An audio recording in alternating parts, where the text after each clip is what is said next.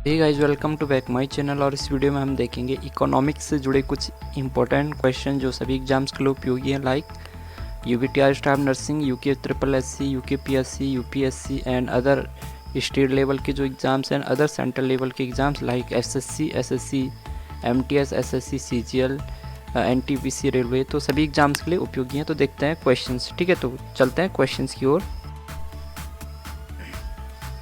तो question number 1 क्या है गाइज? किस दर पर भारतीय रिजर्व बैंक कमर्शियल बैंकों से धन उधार लेता है? ठीक है, कमर्शियल, इसको बैंक को पढ़िएगा। ठीक है, तो किस दर पर भारतीय रिजर्व बैंक कमर्शियल बैंकों से धन उधार लेता है? Option 1 bank rate, option 2 repo rate, option 3 reverse repo rate, option 4 statutory liquidity rate. ठीक है, तो जो रिजर्व बैंक है वो कमर्शियल बैंकों से धन जो उधार लेता है किस रेट पर लेता है वो बताना है। ठीक है, तो इसका जो राइट आंसर है कौन सा हो जाएगा? Option 3 reverse repo rate. ठीक है, रिवर्स रेपो रेट पे जो आरबीआई है, भारतीय रिजर्व बैंक है, ठीक है, वो आपका किससे? कमर्शियल बैंकों से जो धन उधार लेता है। क्वेश्चन नंबर 2, आपूर्ति वक्र के साथ साथ चलने को क्या कहते हैं? ठीक है, जो आपूर्ति वक्र होता है, ठीक है, उसके साथ साथ चलने को क्या कहते हैं? ऑप्शन 1 आपूर्ति में संकुचन, ऑप्शन 2 आपूर्ति में विस्तार, ऑप्शन 3 आपूर्ति में बढ़ोतरी, ऑप्शन 4 आपूर्ति में विस्तार और संकुचन दोनों। तो इसका भी जो राइट आंसर हो जाएगा ऑप्शन 4। ठीक है, आपूर्ति में विस्तार और संकुचन दोनों, यानी आपूर्ति वक्र के साथ साथ चलने को क्या कहते हैं? आपूर्ति में विस्तार और संकुचन दोनों। क्वेश्चन नंबर 3, नीति आयोग का निर्माण निम्नलिखित में से, ठीक है, किस संस्था के स्थान पे किया गया है? ठीक है, जो नीति आयोग है, जो इसका निर्माण किया गया है वो किस संस्था के स्थान पे किया गया है? ऑप्शन 1 योजना आयोग, ऑप्शन 2 IRDA, ऑप्शन 3 दूरसंचार विभाग, ऑप्शन 4 सूचना प्रौद्योगिकी विभाग। तो इसका जो राइट आंसर कौन सा हो जाएगा? योजना आयोग। ठीक है, तो इसका जो राइट आंसर हो जाएगा कौन सा हो जाएगा आपका? योजना आयोग। यानी ये जो नीति आयोग है इसका जो निर्माण है वो योजना आयोग के स्थान पर किया गया है। क्वेश्चन नंबर 4, निम्नलिखित में से किस परिस्थिति में मांग का नियम असफल हो जाता है? ठीक है, जो मांग का जो नियम है वो किस परिस्थिति में असफल हो जाता है ये बताना है। ऑप्शन 1 निम्न स्तरीय वस्तुएं, ऑप्शन 2 सामान्य वस्तुएं, ऑप्शन 3 गौण वस्तुएं, ऑप्शन 4 निम्न स्तरीय और गौण वस्तुएं दोनों। तो इसका जो राइट आंसर है कौन सा हो जाएगा आपका? ऑप्शन 4 निम्न स्तरीय और गौण वस्तुएं दोनों।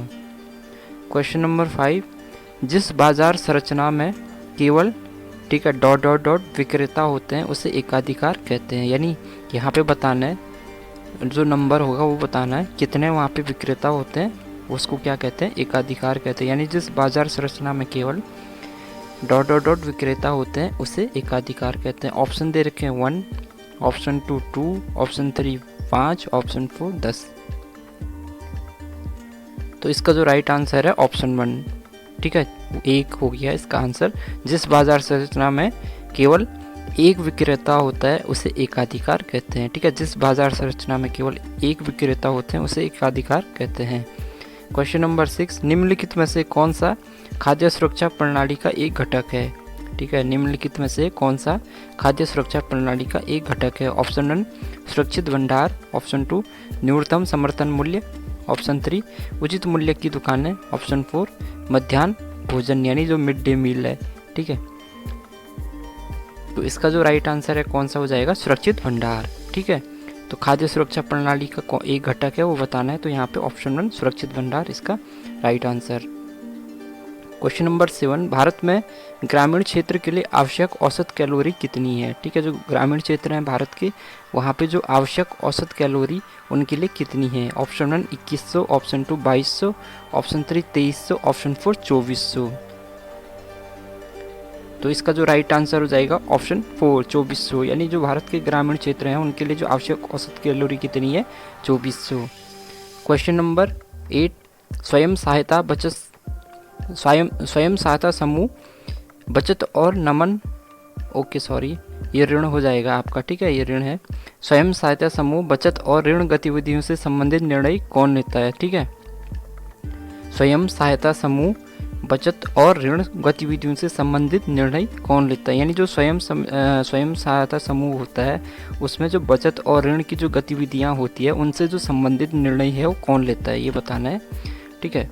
Option 1 private bank, option 2 RBI, option 3 members of group, option 4 NGO. तो इसका जो राइट आंसर है मेंबर्स ऑफ ग्रुप, यानी जो उसके जो ग्रुप होंगे स्वयं सहायता समूह में जो ग्रुप होंगे मेंबर्स होंगे, ठीक है, वो आपस में, ठीक है, ये जो निर्णय लेंगे जो बचत और ऋण हो रही है उनमें वो उनकी जो गतिविधियाँ उनसे संबंधित निर्णय वो खुद लेंगे, यानी जो उसके मेंबर्स ऑफ ग्रुप होंगे, ठीक है। क्वेश्चन नंबर 9, निम्नलिखित में से कौन महारत्न की सूची में नहीं आता है, ठीक है। निम्नलिखित में से कौन महारत्न की सूची में नहीं आता है। Option 1 Coal India Limited, option 2 Steel Authority of India Limited, option 3 Hindustan Petroleum Corporation Limited, option 4 well, यानी ठीक है भारत हैवी इलेक्ट्रिकल्स, ठीक है लिमिटेड। तो इसमें 4 ऑप्शन है, 4 ऑप्शन में से बताना है, यानी कौन महारत्न की सूची में नहीं आता है। तो इसका जो राइट आंसर है कौन सा हो जाएगा आपका option 3 Hindustan Petroleum Corporation limited, ये महारत्न की सूची में नहीं आता है। क्वेश्चन नंबर 10, 7वें वेतन आयोग में वार्षिक वेतन वृद्धि दर कितने पर बरकरार रखी गई। जो 7वें वेतन आयोग था उसमें जो वार्षिक वेतन वृद्धि दर है वो कितने पे बरकरार रखी गई। Option 1 2%, option 1 2%, option 2 2.5%, option 3 3%, option 4 3.5%।